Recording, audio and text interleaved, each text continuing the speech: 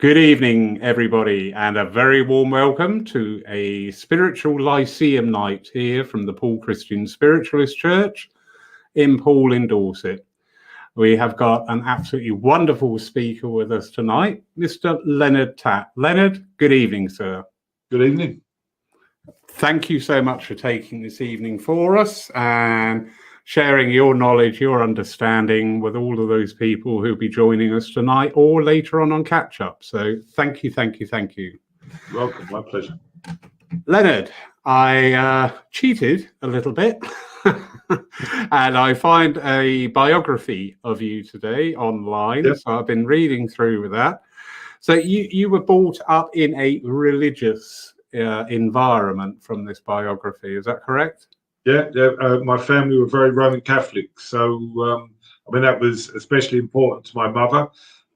So yeah, going to mass every week and a Catholic school and all that, very much. Lovely. Did you find that religious experience at the young age is sort of like part of the fundamentals and the building blocks for when you started on your spiritual journey? No. I mean, growing up for me, I didn't know anything else. That was, we were talking about this earlier. Growing up, God chose three things: your family, your religion, and your football team. I didn't think that there was absolutely anything else for me other than the family, the religious background that I'd been born into. So, yeah, my parents would very much not have looked outside of Catholicism. Doing so would have, meant alienation for them from their religion. My father taught a Catholic school, which was actually a Christian Brothers school, or the French version of that, which are called the De La Salle Brothers. And so he would have had employment problems as well if we looked outside. I actually, came into spiritualism after I'd had a very messy divorce, which actually was very difficult for my mother too. My parents were involved in a Catholic organisation called Marriage Encounter. So somebody in the family getting divorced wasn't just against the Catholic teaching. It was a failure, to her. And in those days, that sort of thing meant that you were outside the church in some way because or perceived to be. It was very, very difficult to, bring the religion and that sort of thing together. I was then sent on a search because I, had a deeply spiritual interest. I started searching, everything. And funnily enough, around that time, bumped into somebody who was a spiritualist. I didn't know what the term was, didn't know what it meant or anything about it. And he started telling me everything, that I'd done and what my hopes, dreams and wishes were. And I got really hooked when I went for the first time to the Arthur Findlay College. Friends were going there, and out of curiosity, I thought, oh, well, I'll go along and have a look and see what happened. And this week was a week run by a lovely old Glasgow medium called Albert Best. Oh, yeah. And Albert was just exceptional. He was very renowned for giving names and addresses, not just first names. He would give the names and the addresses and postcodes, and he put that down to having been a postman. But it was just absolutely exceptional. And I felt like I was, I'd come home. But the problem with that was that my mother felt like I was going to hell because of her Catholic belief. She couldn't understand what I was, now into. It took her years and years to, accept it. And then, of course, for me, that started my journey into spiritualism. But my journey's gone, full circle. So I was got very involved in spiritualism. But then, after being very involved in spiritualism, I started wanting to find out more about Catholicism once more. partly because I was a great reader of Carl Jung. Right. And Jung talks about how, he talks about the archetypes, but he also talks about how we each have a tradition and a base, a platform to build on, and that's the religion of our ancestors. And that it's very important to know about that religion and to, be aware of it. And the funny thing with it is that I then began to realize that I'd been taught my religion, or Catholicism, very, very badly. Interesting. So then set off on a process, of study. And I'm actually, a great believer in that we start to think of a religion more by the people that we meet and how they live out their religion. I mean, there's a very big difference between religion and spirituality. People can be religious. I brush my teeth religiously. There's nothing spiritual about that. That's a practical, everyday application that I have to do to live. Whereas spirituality is a realization that even when I haven't got teeth, I'll still be me. I'll still be, a living entity, and I have to live this life somehow to reflect that. How interesting. You've really struck a chord here, because we've got a lovely lady, Joan from Philadelphia, who had the same upbringing as yourself in Catholicism. She just asked there, do you view spirit as the Holy Spirit with your Catholic upbringing? The answer to that question is no.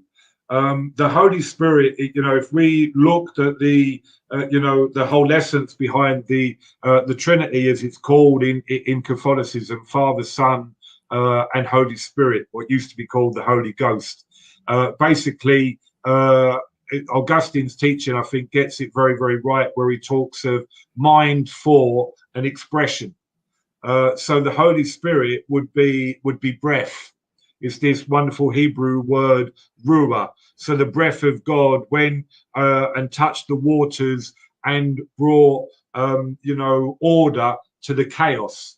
So the Holy Spirit is an expression of God. And if you looked at that, in Buddhism, the belief in Buddhism that it is that every time we breathe, we say the word Om.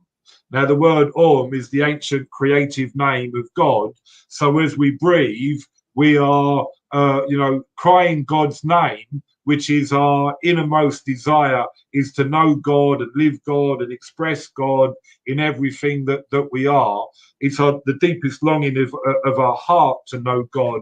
And so the Holy Spirit is there expressing itself through our breath, but also coming back to us in the expressions that we are able to manifest in the world, whereas the spirit or holy, the spirit world rather is the dead people who, like me, have an essence of that breath, that divine spark, who have survived death and are living on in another dimension of existence.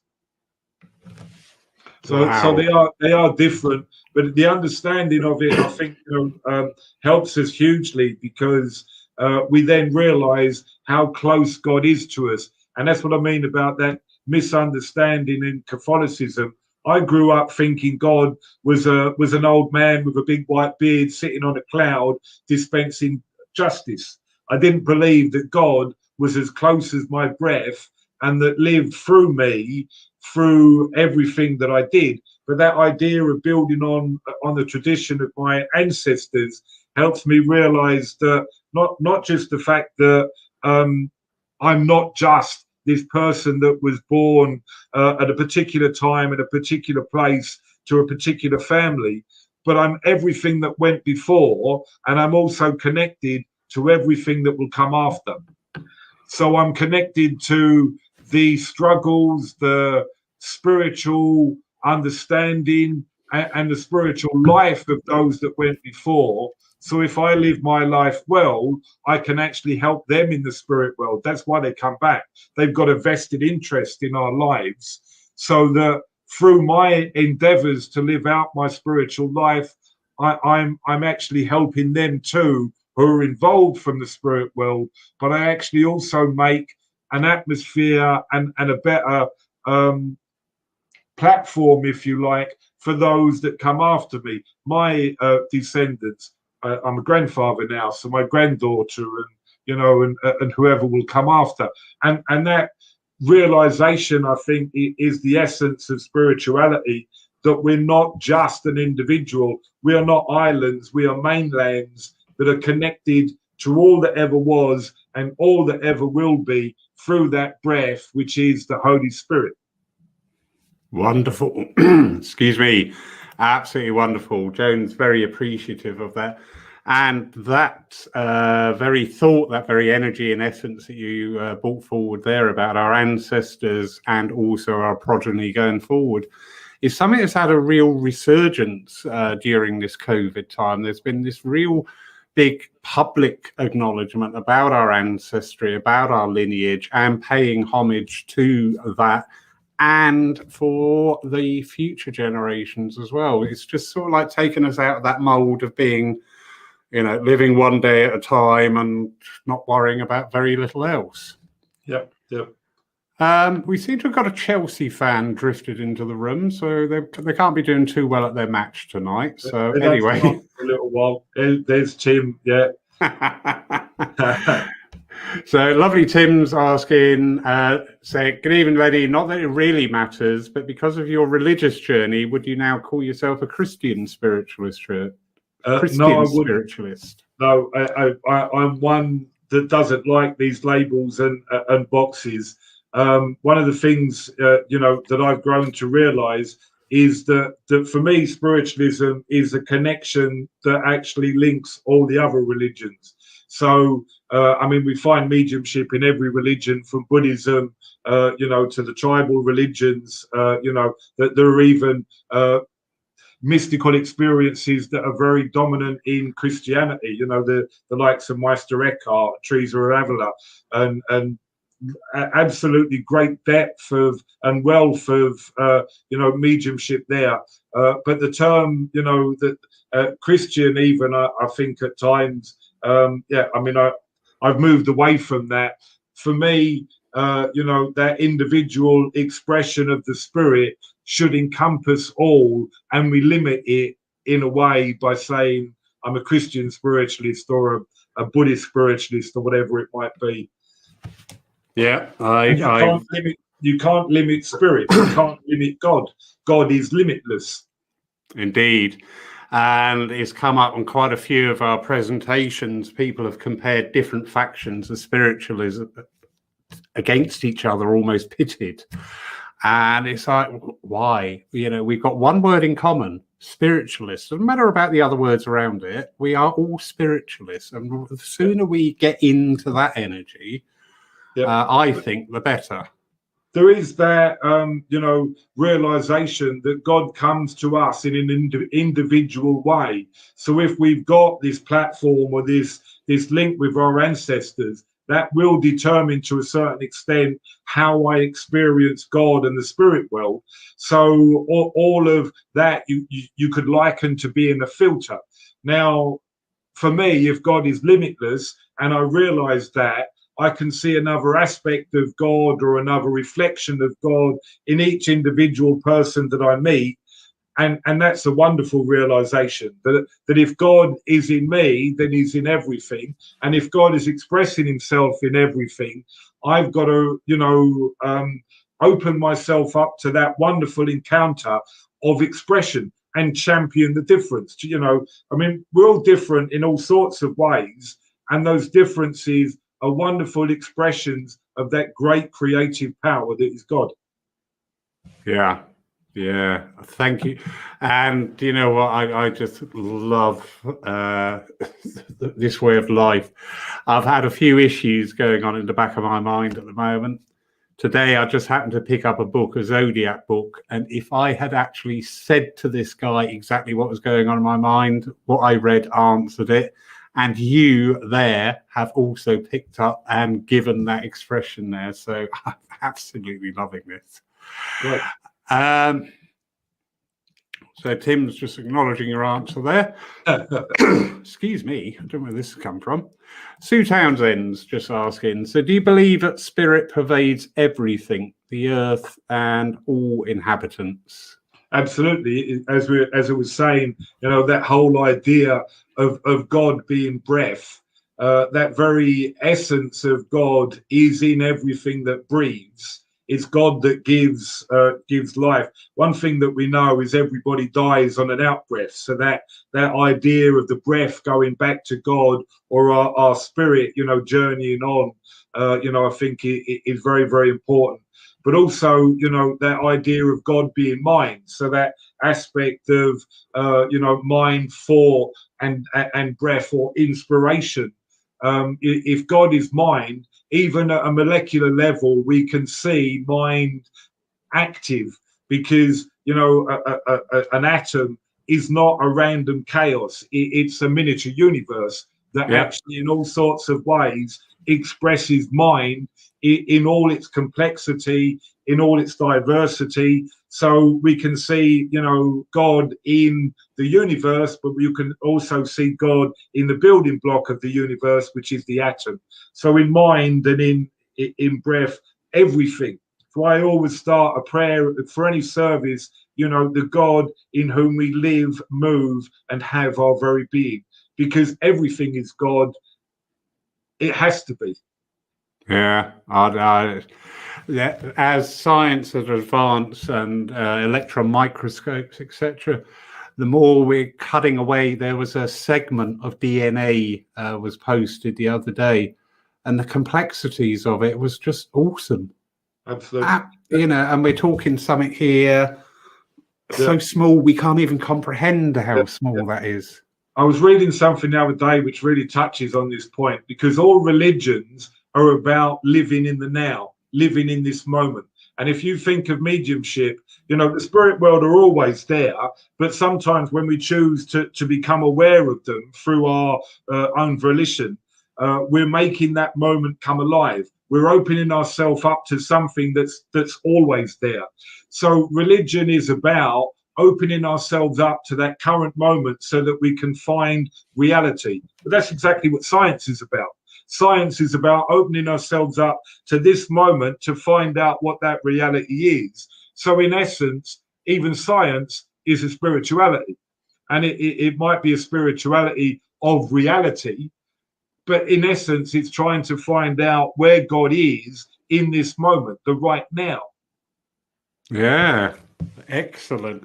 And again, very much of this time, the advent of these talks and discussions online across the world, many, many different tongues being spoken, but all going along the similar paths. And it is very much about looking as well where science and religion need to start meeting. And there are some very encouraging signs that scientists are actually looking for that sacred fifth element to make their equations work. So opening up to that. Some wonderful comments coming in. I did love that expression, death on the outbreath. That resonated with me as well. Absolutely beautiful, beautiful, beautiful. Thank you, Sam. So you yourself ended up as a tutor at the Arthur Findlay College, is that correct? I did, around the same time as Tim. Tim and I used to be colleagues at college. Very much. And I mean, great place to work, but very, very demanding. But what I was aware of when I was working there was the fact that my journey had only just started. So in essence, I wasn't ready. That there were all sorts of things that I needed to learn. The main one of which was self-discipline. I also wanted to have an education. I mean, at the time, we used to have, and the college still does, would have professors and doctors and university lecturers. And at the time, I hadn't even done any A-levels. And so at times you could be a little bit, intimidated. We can put a great deal of demands on our mediums rather than actually help them grow, develop, and become the medium that they were meant to be. It's like we seem to think that once somebody's got a message that they're the finished article. You're not. You've just begun. You know, your hard work starts when you get to the platform. And again, there are other stages to that which you know, I needed to open myself up to. And life is a way of throwing curveballs at you. My journey took me to a place that I would have said sort of 2 or 3 years before it happened that I would not want to go in that direction, that it was not for me, that I, you know, no way you know, would I ever go down that road? And lo and behold, I went down it and followed where God took me. I can completely relate to that. People kept saying to me here at Poole Church, "You'll be running this church one day." I go, "No, bloody won't." And suddenly, I'm like, "Oh, okay, we're here. Let's see what happens." That's that belief that the person that you give a job to is the person that doesn't want it. You know, I mean, when people are seeking their own, you know, the jobs themselves, whatever it is, any position of responsibility, if somebody wants it too much, they're the last person that should have it. It's the people that you know, do it because somehow there's a calling that they can't ignore. And that's the thing about mediumship, is God disturbs our mind and our hearts, and there's no way that we cannot follow, because we wouldn't be who we are if we didn't follow. You know, it's that disturbance that makes us, you know, spiritual. Yeah, and it is just being open to touching back on what you were saying about living in the now, and just, you know, if you've got that confidence, that faith, that understanding of trusting that, you know, and not relying on other people validating your work, because you know that your work is exactly where you should be. And if people accept that, great. If they don't accept that, actually, great. Well, I mean, for me, there's only one thing or one person that we should be, you know, working spiritually for, and that's God. You know, that's where we need to, you know, to hear, you know, the praise or get the love from. And that's where we should always be looking. It's very easy to be swayed by all sorts of, you know, popularity. But yeah, you know, as mediums, we very much need to keep our feet on the ground. And that's one of the wonderful things about mediumship, is you can't be a medium on your own. You're not a medium on your own. You need to have another world and a power behind you that you can't control, much in the same way as none of us created ourselves. None of us gave us life. Mediumship comes from a power that's outside of ourselves, that wants to express itself through ourselves. Tim's asking if, you know, about philosophy being an expression of mediumship. And I think it very much is. I mean, philosophy is great in that philosophy sometimes is likened to, you know, everybody at some point has said every opinion possible. And you can go out there and pick your, you know, philosopher. But if you actually start investigating philosophy, there are some wonderful hooks that you can, you know, pin your life on. And the philosophy of spirit is one of life and expression and creativity. And really, you know, if God is love, then that love is a creative power. And that creative power is expressive.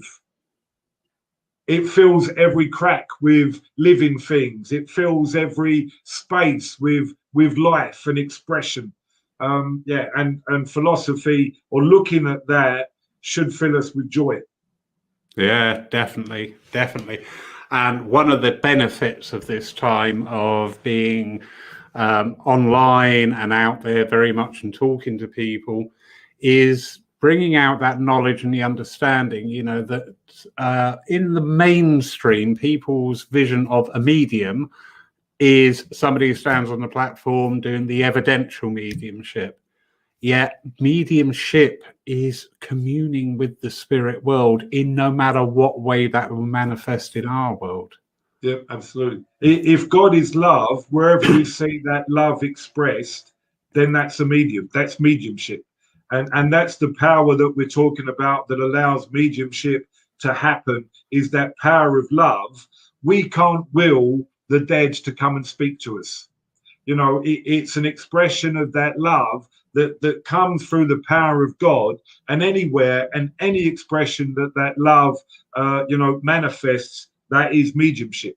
So for me, for instance, you watch a doctor working, a doctor doing microsurgery, they'll tell you that they sometimes don't know how their hands can work in such a minute and detailed way, and it's like their hands aren't their own. That's mediumship. That's something that is bigger than them working through them. And do they need to be aware of who it is for that to happen? Of course not. It's the expression of that love manifesting in the world that's important. Yeah, I'm loving this. Thank you. It is. Simon James and Brian Robertson were on the other night, and he recounted a beautiful tale about a chance encounter, and a person's mother in spirit came through and talking, and he just said, I didn't need to say who it was or the evidence. She was just telling me where she is so that I could help her in the here and now. Yeah. And I thought that is just such a refreshing change, to just know that you've got that spirit contact. You've got that evidential side of it, but there's no need to broadcast it. There's no need to bring it out, say, in description. It's just like, oh, okay, right.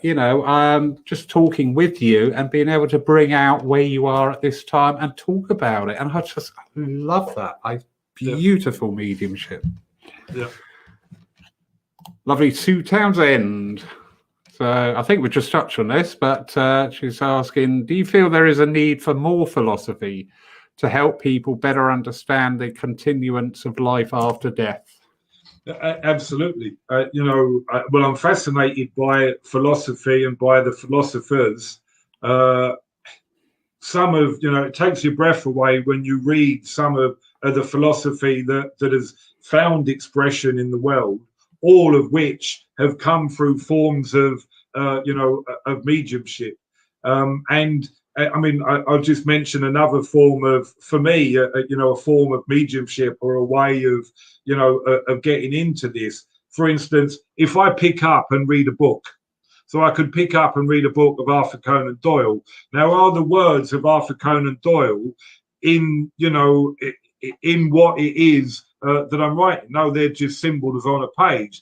That's things that have been put together and have to somehow register in my mind to make meaning and to build an image. So where is the philosophy? So if I'm reading Arthur Conan Doyle, it's not the words on the page. They're somehow connecting to my mind, and in some way I'm connecting to the mind of Arthur Conan Doyle and his philosophy through those books on a page. Now, if that wasn't true, we wouldn't have libraries that are absolutely enormous, full of every philosopher that's that's ever lived and walked the earth, all of whom have some sort of expression of this mediumistic power working through them.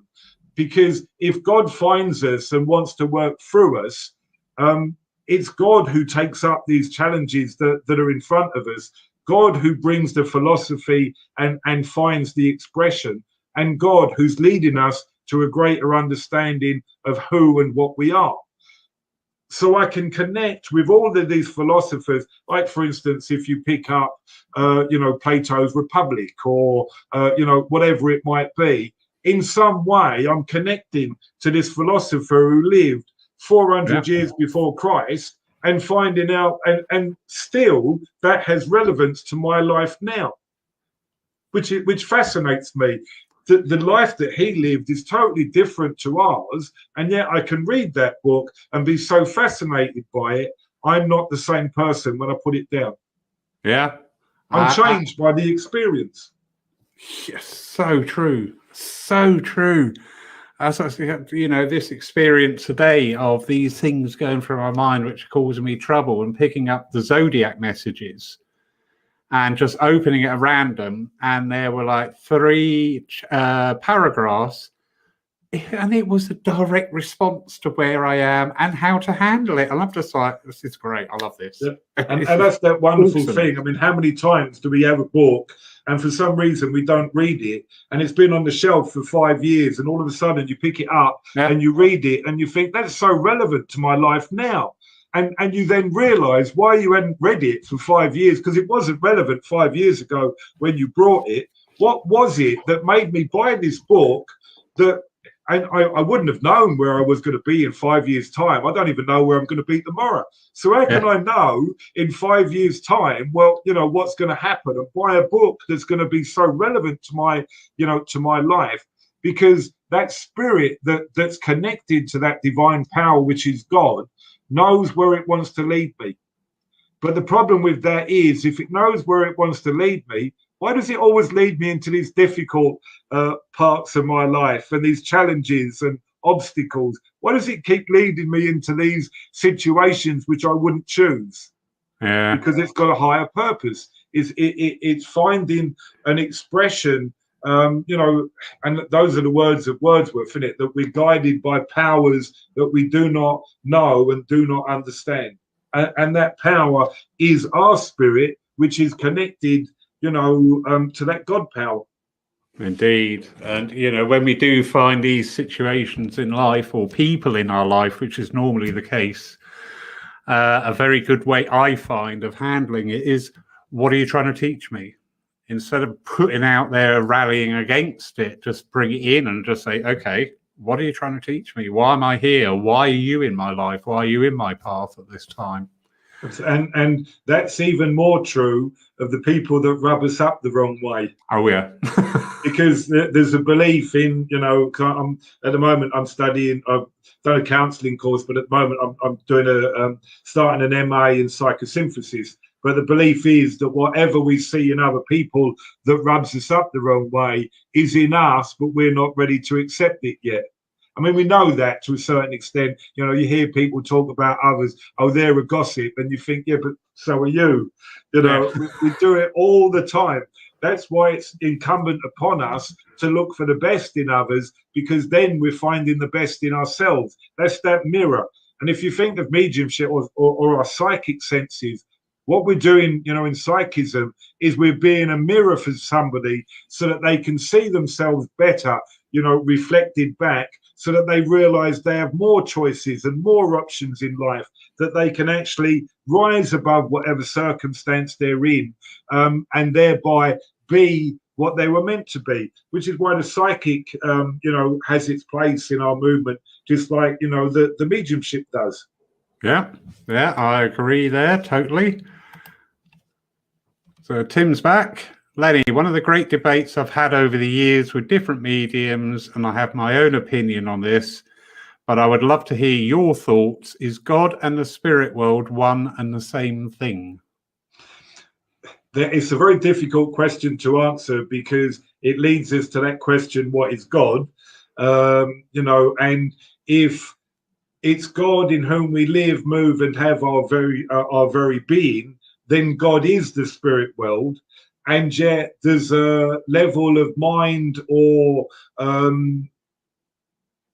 divinity or perfection, if we like, that is also further on than that. So my journey, or my spiritual journey, ever keeps pace with my understanding of God. But always there's this place of mystery between what we understand now and that idea of perfection, or the idea of what God is. It's actually depicted on that, the drawing on the Sistine Chapel, where you've got, the hand of Adam and the hand of God, and there's a little gap between them. And that gap is mystery, those parts of life that we don't understand. So God is the spirit world, but God is also other than the spirit world, more perfect, more pure, more loving, and all of those, transcendence that we are aiming at. one of the other ways of understanding this, is like time.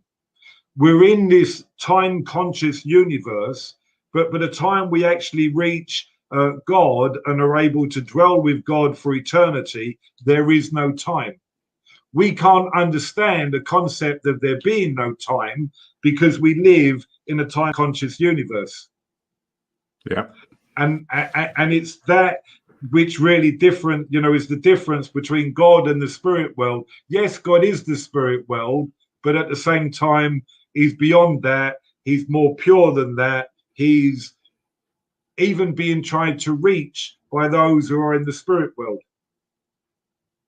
So they're still journeying towards, and Silver Birch is very good with this, where he talks about, the realms and those circles that are above our circles that reach higher and higher up through the realms of spirit until they reach, perfection. You also find this a lot in Andrew Jackson Davis, who talks about those seven spheres, which we can find in all sorts of ways, indications of that in the Bible or, ancient Hindu philosophies too. Yeah, brilliant answer. Difficult question to answer because it's one of those awful yes and no answers. Yeah. It's one of those things, it's an unfathomable depth. So how can you ever plumb that depth? And that's that stuff of Meister Eckhart, that we only know God from what God is not. So we know God is not violence. We know God is not time. We know God is not, condition. We know God is not dogma. So we can only know God from what he is not. But because of that, what we tend to do is we tend to limit that God. We tend to limit the sublime coming into the world because we can't understand or even, contemplate what that pure love really is. Yeah, very true. Steve Ebbitt's got quite a technical question here. In your opinion, can creationism and Darwin's evolution both be true? If so, how? Just wondering about your views about how mankind came to be here, considering Homo sapiens have only been around for 200,000 years in the 4 billion years timescale of life on Earth. Thank you, Steve. Again, some very difficult questions to answer here. The popular view of creationism is of course the biblical view, which would also believe that the world is flat and that it was created in 6 days, and on the 7th day, we need to get away from that because that is allegory, and it's basically an indication, to an eternal truth. The best way that I've understood it, I believe that God created the world, and I can't remember whether this is Neil Donald Walsh and that Conversations with God, but the whole idea that God as a purity could not experience himself as a purity, so had to create the opposite so that he could create, like for instance, the best way of understanding this is that sometimes you don't realize how much love means to you until you lose it. Yeah. So we lose somebody that we love and we realize what a benefit they've been in our lives.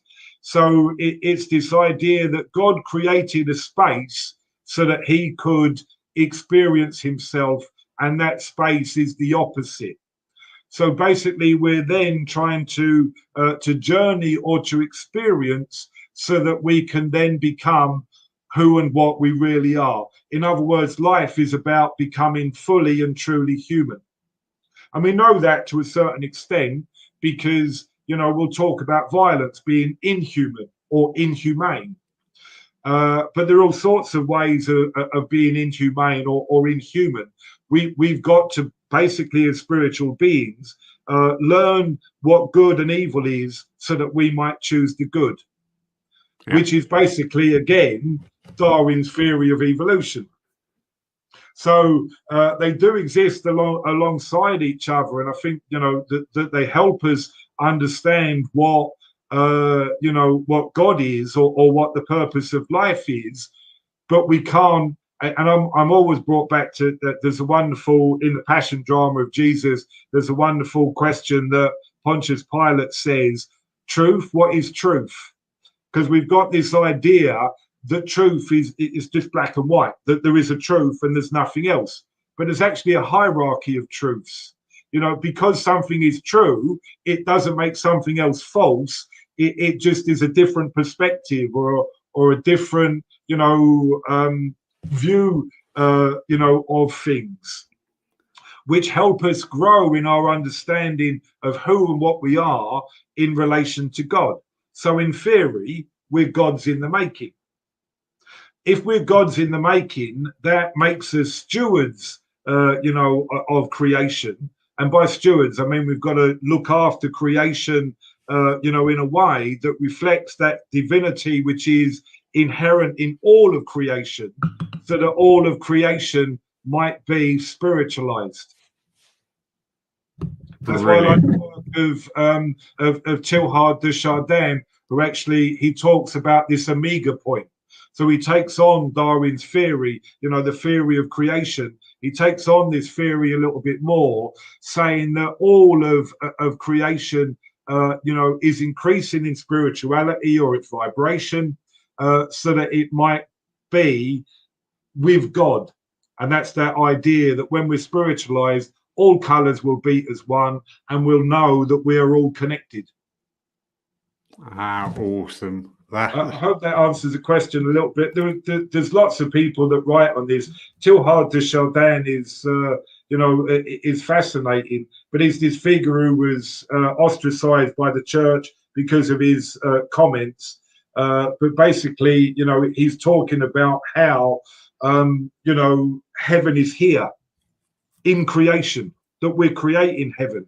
And we know that as spiritualists because, like, for instance, I mean, if I get to the spirit world, it'd be great to get to the spirit world and meet my mother and father and all those that I love. But that's not heaven, because those that I've left behind are not there yet. So then I'll meet them, and heaven will be more complete because my son and granddaughter in time will get there. But that's still not heaven, because the ones that they love aren't there. And if somebody I love is somehow diminished by not being present with somebody that they love, then that can't be heaven. Heaven can only be a place where there's no death, but there's also no suffering and no pain and no war and no violence. So we're all at peace, realizing we're all a piece of the creation of God that needs each other. So we're making heaven, through our spirituality. What you've just said there, you could actually go away now and spend the next couple of years contemplating about your aspects of heaven. That I have never heard it put that way, and it makes perfect sense. But if you think about, that's why our mediumship at its best is emanating a peace that actually touches everybody that we come into contact with. That is what the essence of our mediumship, that we were talking of earlier, that you don't even need, this evidence of, I've got your grandmother here, she was 5'4", whatever it is. It's this emanating of peace. So when the spirit world comes, you find this, very much with trance mediumship, there's a feeling and a presence that's tangible, that touches your heart and your soul without a doubt. Before even communication comes, you know that you're in the presence of something bigger than yourself, something more complete than yourself, something that touches the very essence of your being. So we get a foretaste of this now through our mediumship, but it will be even more than that when actually heaven is created. And where will heaven be? It will be here.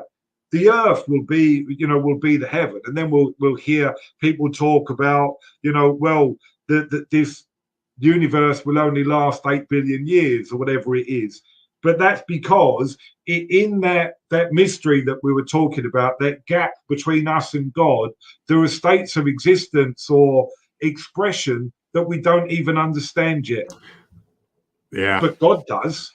Yeah. And that's why we have to let God be God and go on our journey to, find that expression that he's chosen for us. What expression is he chosen for me? And sometimes it can be quite difficult, but it's, it's very, very important that we find out.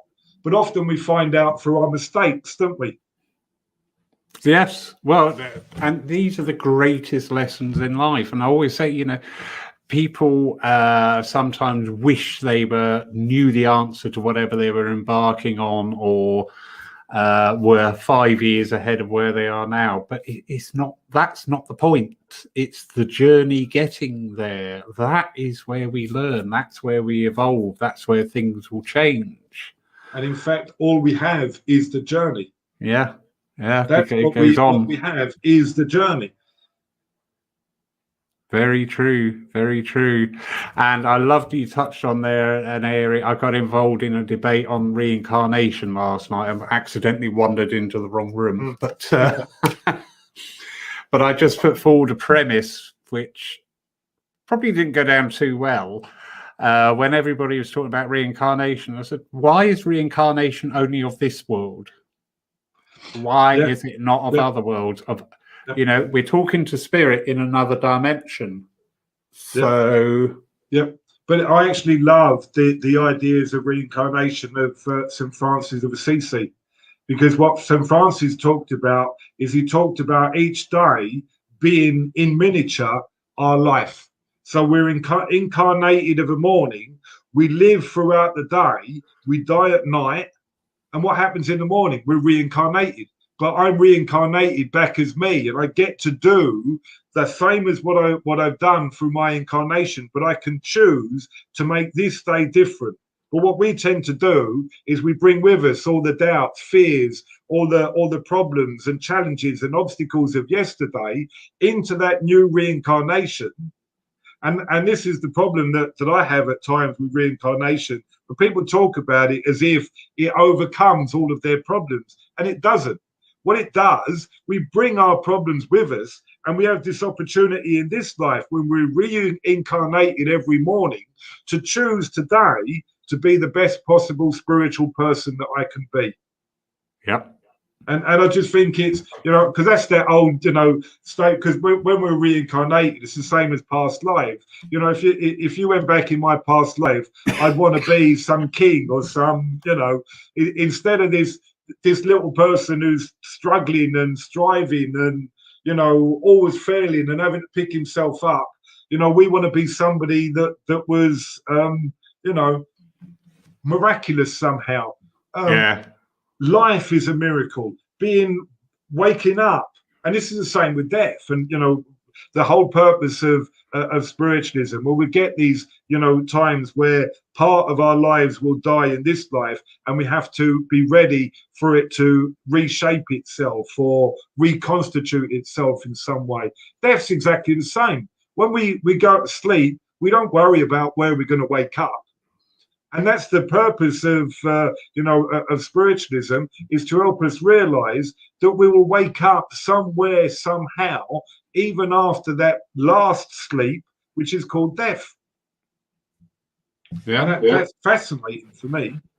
It's hugely fascinating. You are putting forward thoughts and ideas not very often heard, and I can tell by everybody's reaction, and including my own, it is greatly appreciated. Absolutely. Tim is still here, although he's probably sat there with his scarf on now and his rattle out ready. 10 minutes till kick off. So it is confirming what you're saying there about feeling that presence. Which is healing. I mean, what he's talking about there, that's healing. That's why, when we're healing, we don't say anything. We're trying to manifest this presence that Tim's talking about in a tangible way. Now, our ability to manifest it, of course, will be filtered by our resistance. And our resistance is our lack of spirituality, our lack of attunement with the spirit world. Whatever it is, our doubts and fears and, all of that is a resistance to that power manifesting its healing presence in our lives. But that's what healing is trying to do, is manifest the power of God so that somebody can walk as the creature that God created us to be. Yeah, yeah, I echo that sentiment. I find everything in spiritualism has its fundamental roots in healing. Everything. All of mediumship is healing. Everything. Exactly. Given a message from the platform is healing, not just for us. Pardon me. There's a benefit for those in the spirit world through us giving a message to their loved one who they're unable to speak to now. In other words, we embody them. We give a body to them. And that body, then they're able to express through. That's healing for them. Yeah, hugely. And I've said that time and time again here at Poole. You know, imagine two friends who just have a Barney. You know, it happens, doesn't it? We all have a little tiff. Walked away, both stood on their own mountains, not talking to the other one, and one passes over. How healing and cathartic is that if that one could come back and just say, do you know what? I was really sorry. You know, it happened, and accept my apology. That is so much healing for the spirit world, as well as that person receiving.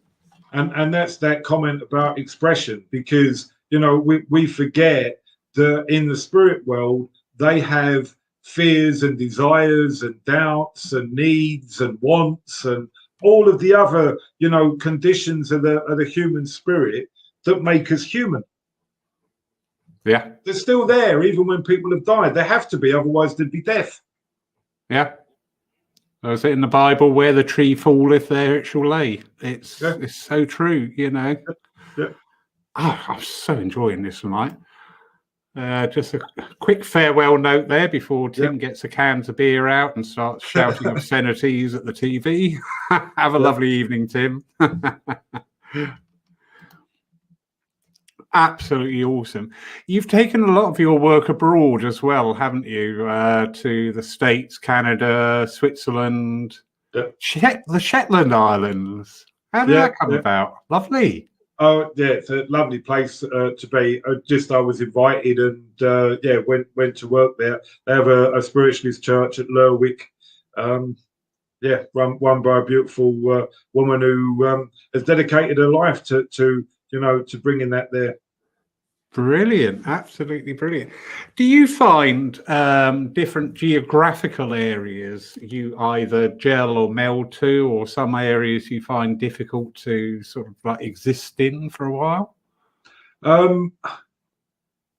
Everywhere is something to. I mean, I'm excited by travel. I believe that it broadens the mind and the soul, and that, you know, at times you've got to actually be somewhere for a little while to understand the culture, to understand the way of life. So everywhere has something to offer. I mean, I'm fascinated, you know, by history and religion and the way that the human condition finds to express itself. That sometimes when you're working mediumistically can, you know, create challenges. So you might have to adapt to wherever you're working. But the spirit world are always there, and you can always work. Yeah, indeed.